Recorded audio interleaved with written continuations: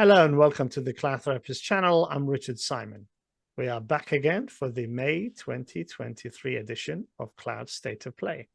As always, I have Paul Bevan, who is the Director of Research completely messed it up. I shouldn't have waved, should I? I know. I looked away and I was like, ah!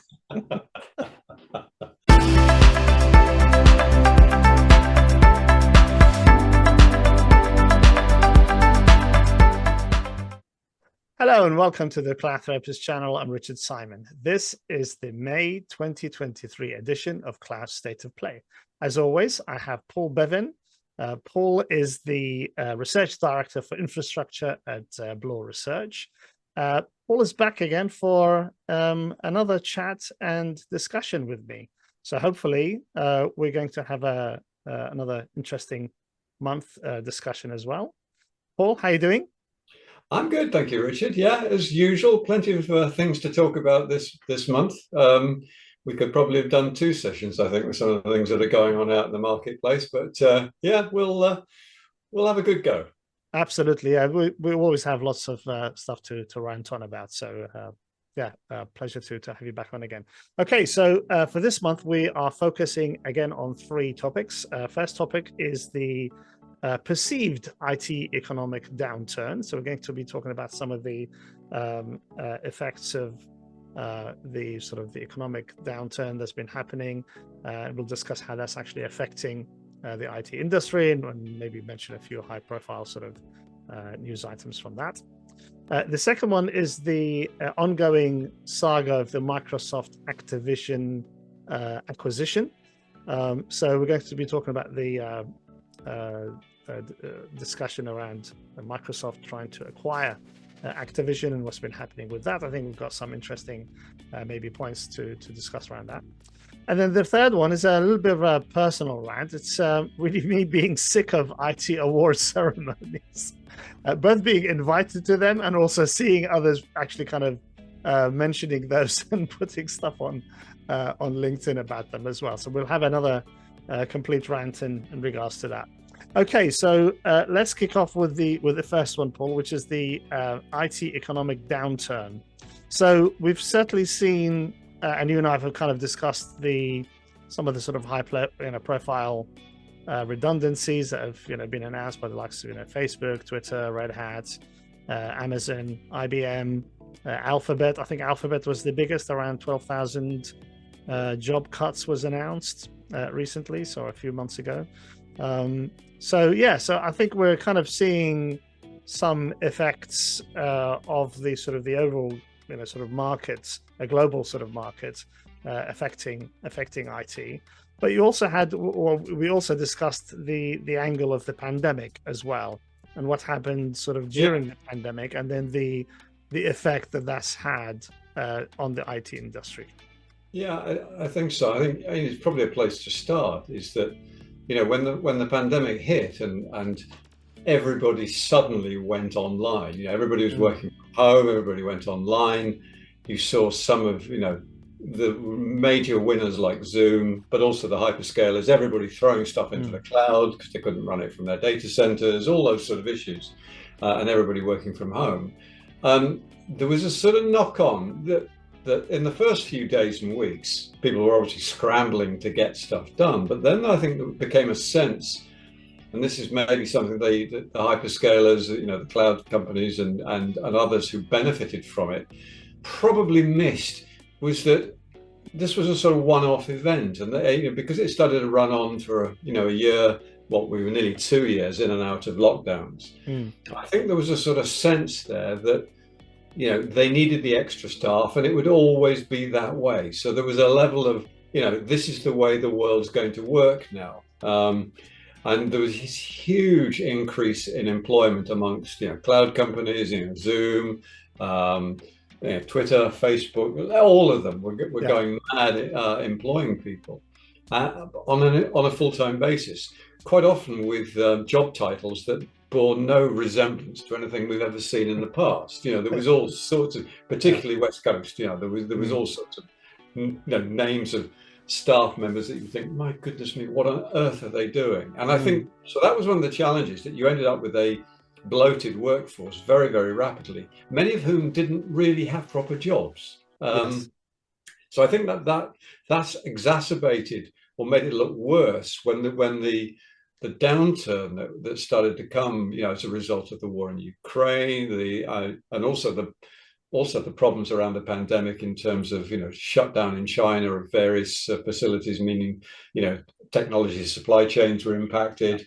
You got weird events like super tankers blocking up the Suez Canal. There was a whole, and this is sort of an ongoing theme of mine, that people want to assign a particular issue to it's all due to X. And actually, when you look at it, yes, there may be the straw that broke the camel's back that finally tips everything into a recession, but there was a whole series of events that started to pull together, from supply chain issues through through the war in Ukraine and prices going up, and now interest rates going up. Everything was pushing down on and dampening demand. Yeah, we were talking about the fact that where people at the start of the pandemic moved very rapidly to try and put as much into the cloud as possible, because they were finding it hard to get people into data centers. They were finding it was how do we run this?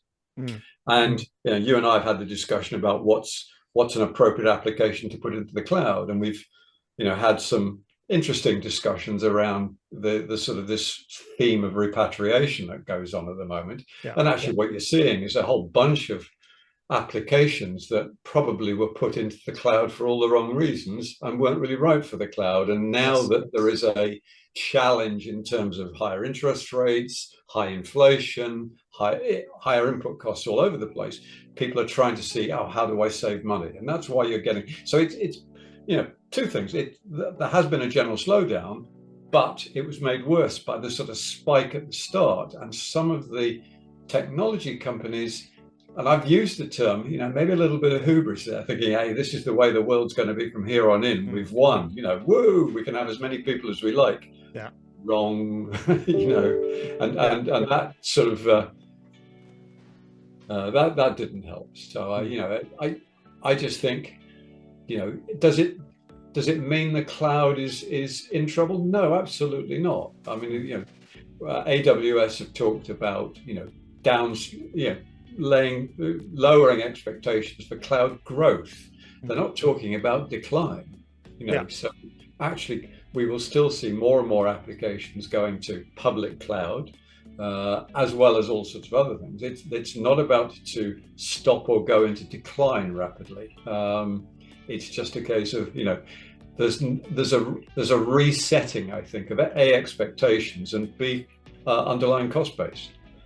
Yeah, and I think you're right in terms of the pandemic. I think what happened was that, as you said, the workloads that were migrated into the cloud, the applications that were migrated into the cloud, were not really optimized for the cloud. So obviously, because of that, you're going to have a lot of costs that will be added to your bottom line. And I think we're definitely seeing the adverse effects of that, hence why maybe some people have talked about cloud repatriation. I'm still not really convinced that it's a sort of a wholesale sort of repatriation and sort of migration back into the data center, but certainly I think some of those more costly applications and those that are not really quote unquote cloud native are maybe being repatriated in certain cases. I mean, we've seen, probably, and I've kind of shared and talked about some, I wouldn't really call them high profile cases. I'd call them maybe low profile cases, or kind of some different psychology advertising for your products, maybe, or something. It seems to be like more like an advert for people's products, but hidden in a blog about repatriation. So I've seen maybe a few of those. I think the company Hey, I think, has been a poster child on LinkedIn when it comes to repatriation. Everybody's copied and pasted their blogs on LinkedIn posts. We've seen that a few times. Yeah, I mean, there's been an interesting one and they were linking through to it. So yes, they have been a sort of poster child trying to push this case. Was the Amazon video one, which was interesting about the way in which they, pushing and monitoring the quality of the content that you and I see when we're watching an Amazon video. Yeah. And they're the discussion that got very quickly into actually what was at fault was not cloud as a consumption model, but was monolithic versus microservices architecture. Yeah. And the particular thing that they were finding they couldn't scale, and it was costing them a fortune because they put it into microservices, was this particular application that they've come up with, it says actually it needs to be a monolith. It needs to be a monolith. So I think, again, you can get it into into hot water saying, it's all about cloud versus on premises. Actually, it is about how do you architect the right technology for the right application. And so reading the Amazon one was a sort of counterbalance that said, before you start building new applications, never mind thinking about cloud first or cloud only, you should be thinking, is this microservices going to be microservices based, or is it going to be a monolithic app? Because there are times when it needs to be monolithic. Much as people would say, microservices everywhere. Actually, there are times, and Amazon, and let's face it, if Amazon is saying that, surely, somebody's got to sit up and listen, because they're the ones that went down the microservices route first. So must be true. Right. Well, I mean, it seems like it's been, my conclusion, it seems like it's been a perfect storm, I guess. That's kind of really caused it. Obviously, I remember there was a report, and I will include this in the description of the video. There was I think it was third quarter earnings for AWS from last year, but really all the big three public cloud providers, reported quote unquote headwinds when it came to their performance sort of towards the end of the last year. But obviously, they have kind of responded to the issues around cloud costs and things like that. So you've had a lot more focus on things like cloud cost management, FinOps. We've had some great sort of solutions out as well. One of the things I complained about cloud cost management was that the vendors, the cloud providers seem to be just kind of throwing out tools, at customers, saying, "Well, there you go. There's all the tools. Go ahead and start using them." And and the enterprises and the customers were kind of saying, "Well, yeah, I've got like 100 tools I'm already using. I can't sit down and learn yet another tool in order to save money in the cloud." So just pushing out the tools was not really enough. And I actually did kind of discuss this and mention this a couple of times in the AWS Fest live stream that I do on a regular basis with N2WS. And I said, okay, it's fine to have all these tools, but it's not enough. We need kind of some automation. We need some AI to be thrown into them, to kind of make it a little bit more easier for customers to be able to make decisions and be able to make quicker decisions about cost savings and things like that. Now, I'm very glad to tell you that actually I am seeing a little bit of that come through.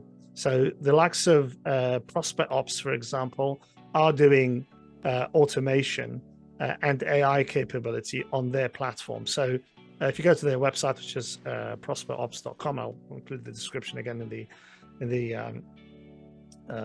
text for the video. But they're a really great example, and their sort of tagline on the website is hands-free AWS cost optimization. And judging from the presentation they did at the last AWS Fest, which I was co-hosting, it actually really did look quite cool what they were doing. So that's actually going to take a little bit of that pressure off organizations and those cloud ops teams in order to be able to show cost savings in the cloud, but not actually having to go and spend like 6 months learning the tool first or something to get something useful out of it. And I think that's kind of in that direction that I wanted to see these cloud cost optimization tools going, and it seems to be kind of going in that direction.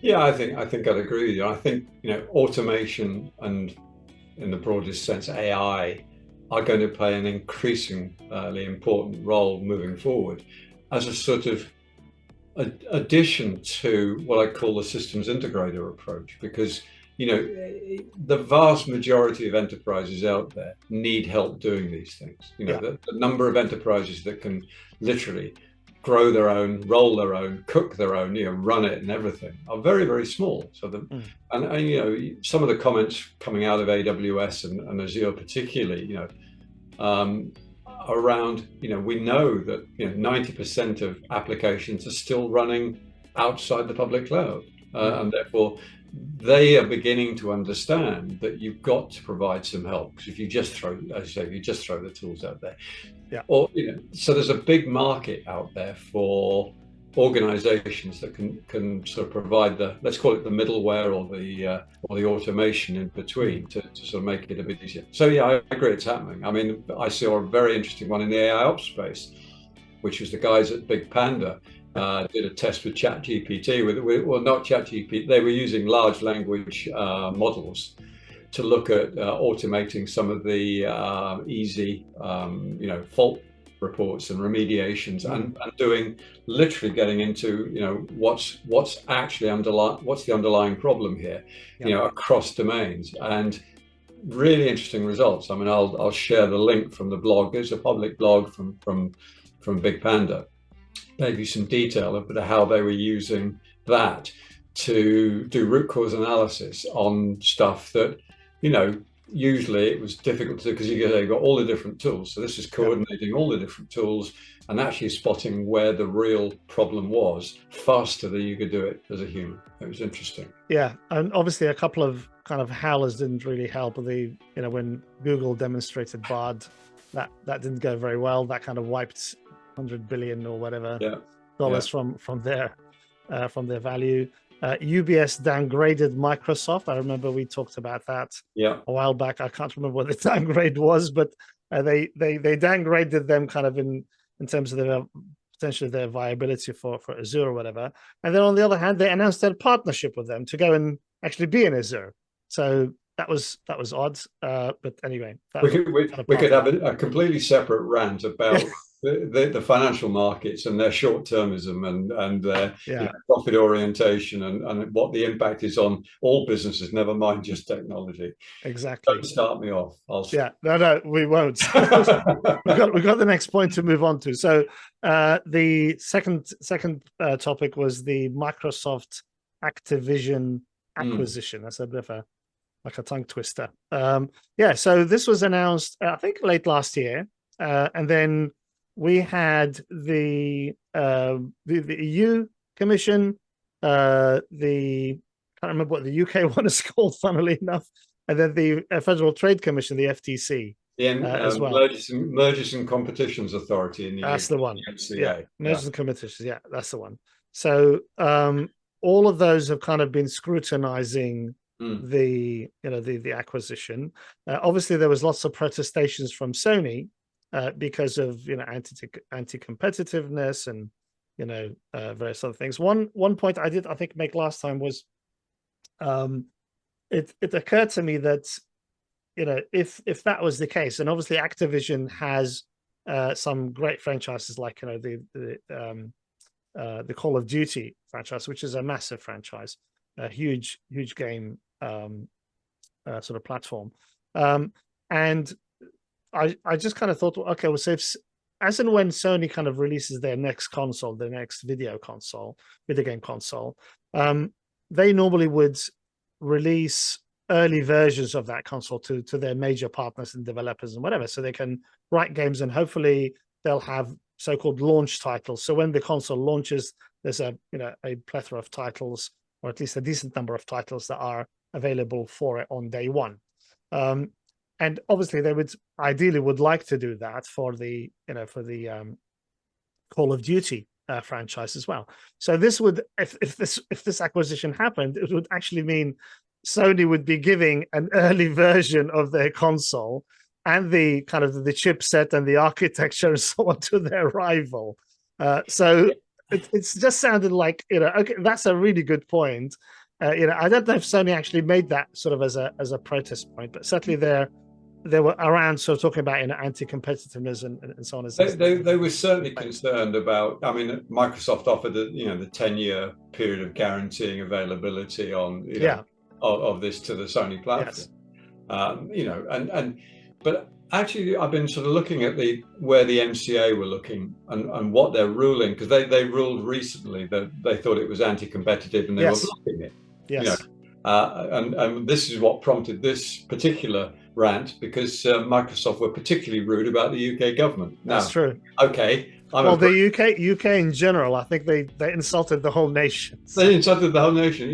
As a Brit, I can be really insulting to my government, because they, sometimes are not as good as they ought to be. Yeah. Let's put it like that. Yeah, but we're registered voters, so we can do that. Yeah, we can do that. But Microsoft came in really heavy-handed in that, and you could feel the hackles of the nation rise, I think, as they did that. But the reality was interesting, because actually what the MCA's looked at is the potential impact of this on the subscription and the cloud market, rather than the consoles. Because actually, from a console perspective, I mean, Microsoft are sort of way down the list in terms of consoles versus they're third in the current gen. Yeah.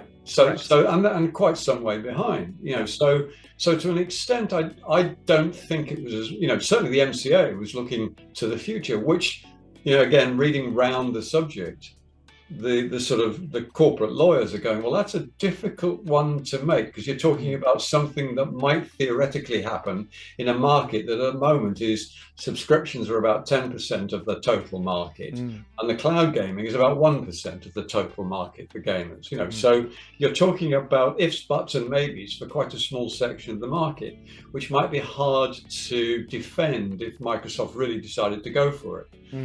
So the question is, what's the EU going to do? Because the EU is due to come out with its findings on the 15th. Yeah.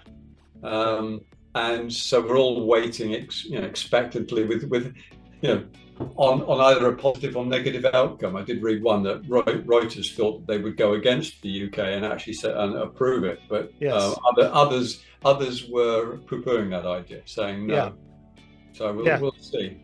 Correct. So another sort of a couple of other notable points during this particular saga was the FTC actually filed a lawsuit at the time against Microsoft, and Microsoft complained that it was unconstitutional. Right. And then it was followed up by US gamers suing Microsoft to block the acquisition. I don't know how far that got and whether it's still ongoing. I'm not sure. But that was the actual gamers didn't want it either. So that's it. That was certainly a response from the consumers who actually buy these things. And obviously, yes, I think the quote from Microsoft when the MCA, did we say the UK? Mergers and Competition Authority. Yeah. MCA.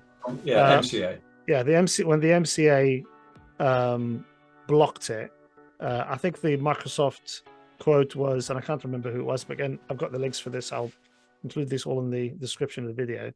Said it was Microsoft's confidence in the UK has been severely shaken. Yeah, I think was and there was a little bit more on that particular rant, but I think that was it was a veiled threat to the UK government that said all the technology companies of the world are going to desert the UK. All right, come on, guys. And but that in itself is interesting, because again, reading around the subject, this has been caught up in a general sort of look by governments now at the overarching power of the technology companies. Yeah.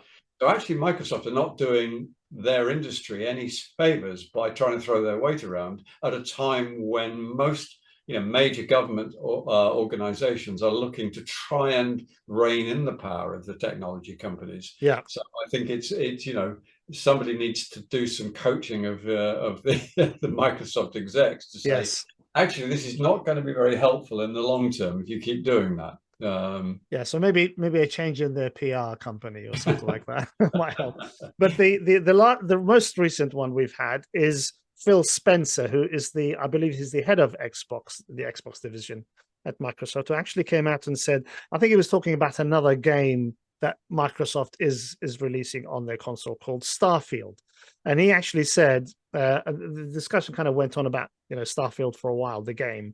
But then I think this was perceived as a message to the governments that kind of against the acquisition of Activision. And he said, "Oh, there's no way that Starfield is going to get an 11 out of 10, score for how good it is as a game, which will then prompt people to start selling their PS5s, their PlayStation 5s, and going to get Xbox."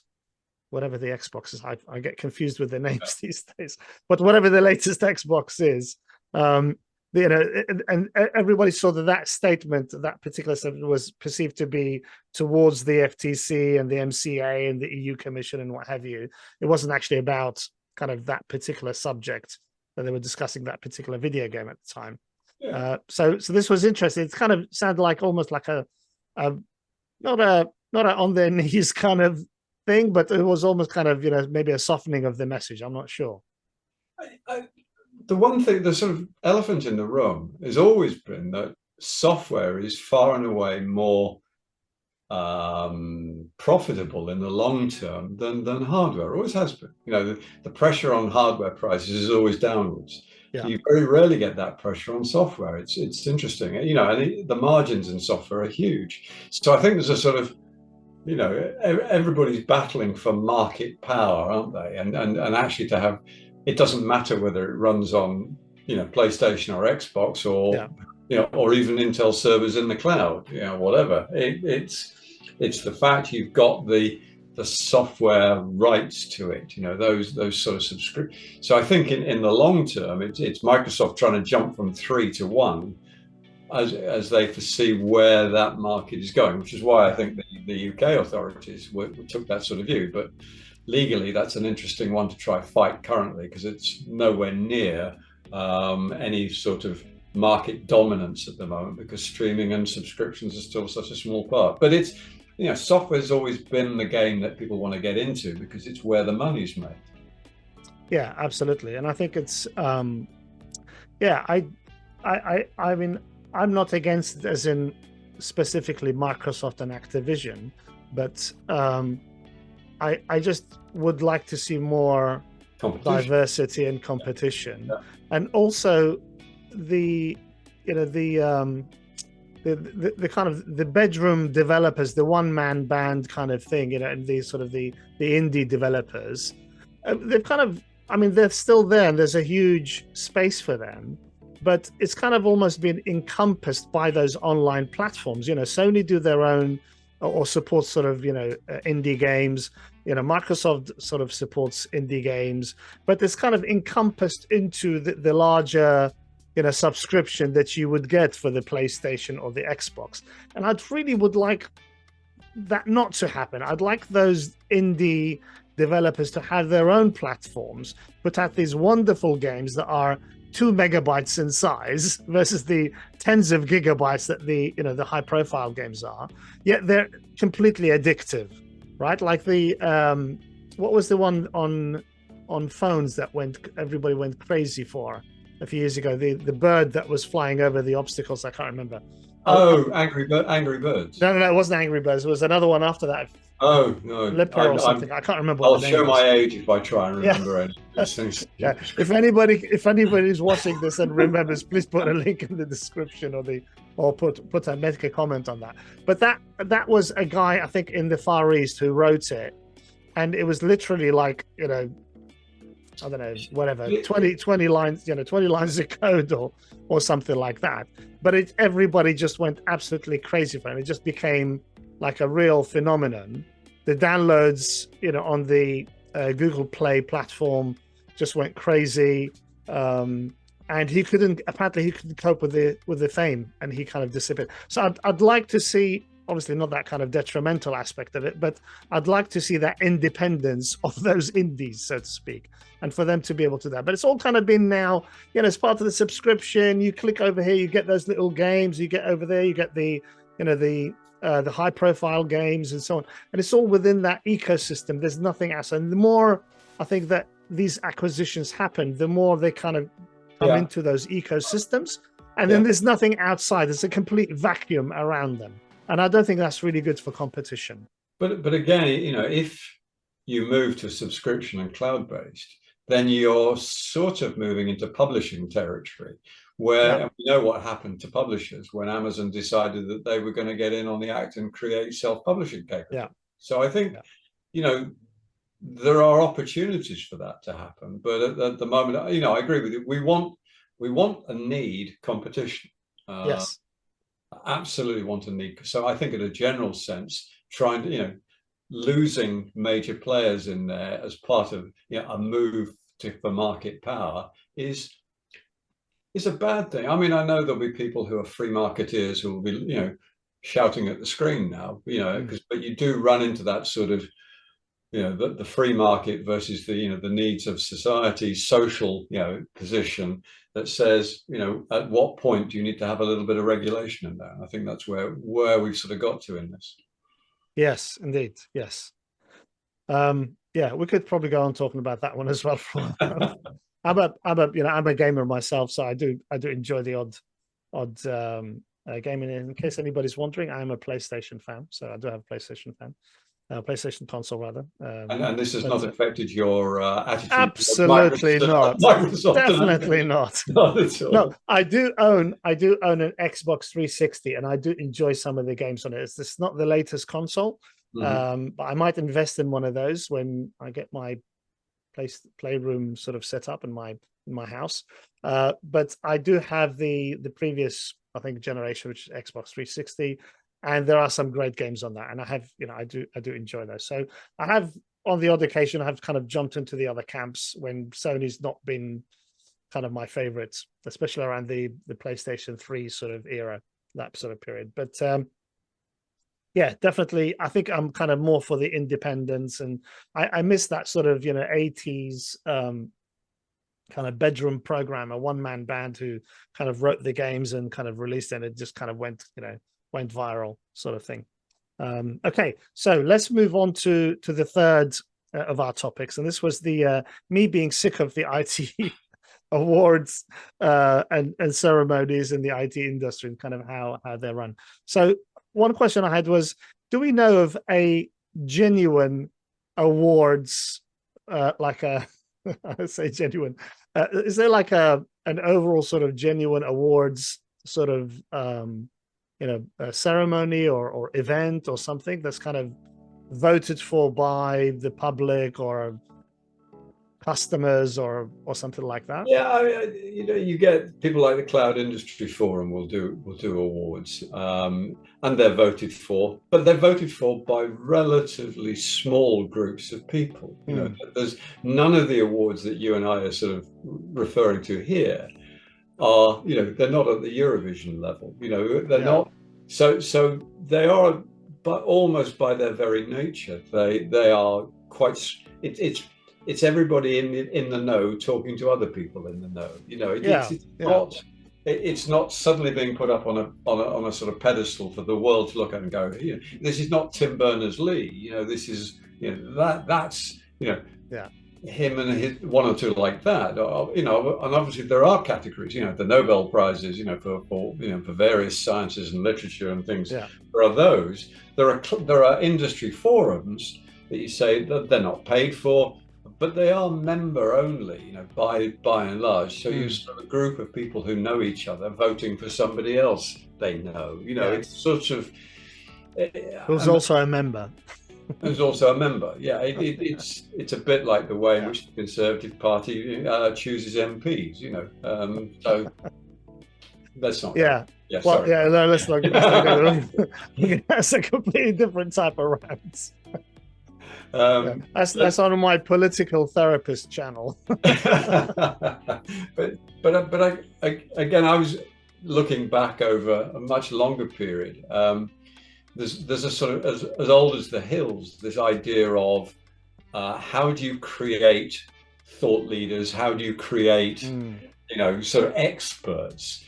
And there's been a whole industry grow up in terms of what I'd call the advertorial, an old term, which is it looks like it's really thoughtful and well thought out and well researched, and the reality is it's been bought. I mean, I was just before we came on, I was looking at a book I've still got on the shelf there. It's called Super Brands, and it was about notable brands in the UK. It's from the year 2002, and yeah, I'm put my hand up. I'm Unisys. I was ex-Unisys, and Unisys was featured in it, but IBM wasn't. So how the hell can Unisys be in there as a super brand and IBM not? And the answer was, it was paid for. It was paid for. Yeah. It was paid for. So I think it's that kind of disingenuous sort of approach, patting yourself on the back, or you're in a huddle because, you know, everybody else in the huddle is paid the same, you know, membership or something, or you've bought a table at the, you know, at the IT awards ceremony, at the award ceremony that was nominated, you know, a couple of months ago, whatever, and all the marketing around that. So you got people putting stuff on LinkedIn posts saying, "I'm so honored that I'm now, you know, I've been selected as top 10, top 50, the top 1 billion, whatever it is, of IT influencers or cloud influencers." And I'm kind of going, oh my God, I think I'm going to be sick. Yeah, it's all part, as you say, it's a marketing exercise, either for the people doing the awards. I mean, because quite a lot of the magazines, you know, a lot of the IT journals will do their awards. Yeah. You know, and it's as much about getting them airtime and visibility as it is about the individuals. But when you look at, you know, who's been put up and who's been voted for and how many people actually voted, they're hardly going to change the world, you know. Yeah, and I mean, I've worked for companies where, you know, in the past, I won't name any names, but where, you know, if we bought a table at the award ceremony, we might be nominated for an award or two. We might even win one or two. You know, that was kind of the hints from the marketing team, you know, at that organization. Oh, absolutely. I mean, if you ever go around big shows and you're invited to put your card in, and you know you might win something nice. If you haven't then had a really good conversation with somebody and have said to one of the salespeople on the stand that you've got a budget and you've got, you know, you're thinking of buying something in the next week. Yeah. In the next week, you aren't going to win any of the prizes. You know, it's, you know, I do, you know, and there'll be people going, "Oh, but we're totally open and honest about it." Yeah, all right, okay. Yeah, I'm just finding that whole kind of space a little bit hypocritical, to be honest. It's you know, it's a pat on your own, you know, on your sort of on your own back. And as I said, it's kind of, you know, all these cliques, you know, within sort of various parts of the industry. And I just don't really find it very, it's disingenuous, and I don't really find it very helpful. And personally, I think it's a waste of money. But I mean, it's a waste of everybody's time and effort doing it. Because if you were to go out into, you know, well, it's a waste of money, me having to hire a tuxedo, that's for sure. For the night. The hotel room is paid for, because I'm not going to go back home after drinking all that champagne. Yeah. I'm not driving back, that's for sure. You know, so the hotel room's got to be, you know, within walking distance or crawling distance. Yeah. But the tux, I have to pay for that. I think you should do your next cloud rant in a tux. I think that's maybe the idea of you in a tux is sort of interesting. But no, I can send you photos. I do have a photo. I was in the dim distant past. I was nominated as consultant of the year by the British Computer Society, actually, which was a fairly independent nomination. At least as independent as you could. We didn't have to buy a table in the end, but I didn't win. But I didn't win. There was like 15 people in the category or something. But it's interesting. It's a bit like the headhunters who come around and say, "Oh, I've got this great job for you. Oh, and by the way, can you think of 10 other people who might like the same job?" You know. Yeah. Who? You know, you're paid to go find these people, and so the BCS one, yes, they're independent, but they probably ask their mates, who should we be putting forward? And you get it. Yeah. Who would you like to nominate? So there's no real, I mean, the judging obviously has got to go through some rules about it, but the actual nomination process is got no criteria around it at all, other than these. This is the award you can put these people in for, but you tell me who you'd like to put up. Well, that's hardly sort of, I don't know. I'm with you. I ignore them, I think, as much as anything else. I mean, again, being in a sort of my position where I'm now as a CTO, I get the offer of a 2-page article in some digital IT magazine, every other day, either on LinkedIn or somebody finds my work email address and sends it directly to me, which is, which I'm always surprised by. And I just find that so disingenuous. It's not really something I necessarily want to do, unless it's actually a article or a blog or a YouTube channel or something which I enjoy and want to be part of and sort of engage on, and I'll do that. I won't really hesitate doing that. But these are the kind of 2-page articles, and then you put out a post on LinkedIn saying, I'm so honored to have been nominated for the top 50 cloud influencers, and it's like, oh, come on. It's all part Please of the wider advertorial. In various forms, it's been going on since marketing has existed. So I've just seen a lot more of it. I'm just seeing a lot more of it recently, especially like I said, the digital sort of magazines, and even kind of CIO sort of events and CIO dinners and stuff like that are all kind of heading in that direction as well, which is. But again, they're playing to our egos. You and I, I'm not free dinner. That's great. I'll go. Well, free dinners now, that might get me, but I mean, I'll. It was funny when I did actually do one last year.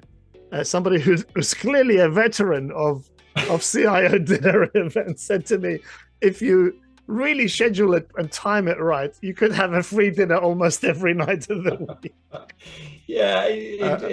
You could just do that all the time. No, I mean, I think it plays to people's egos, and if you've got an ego and you want to see your name in lights, you'll fall for it. You'll go for it. You and I obviously don't need that. We're curmudgeonly old so-and-sos. Yeah, we're much more distrusting. Yes, we don't really believe in stuff like that. But yeah, anyway, okay. So so if you're one of those people, please stop posting on LinkedIn. Really appreciate it. Anyway, so I think we're at the end of our rant for this month.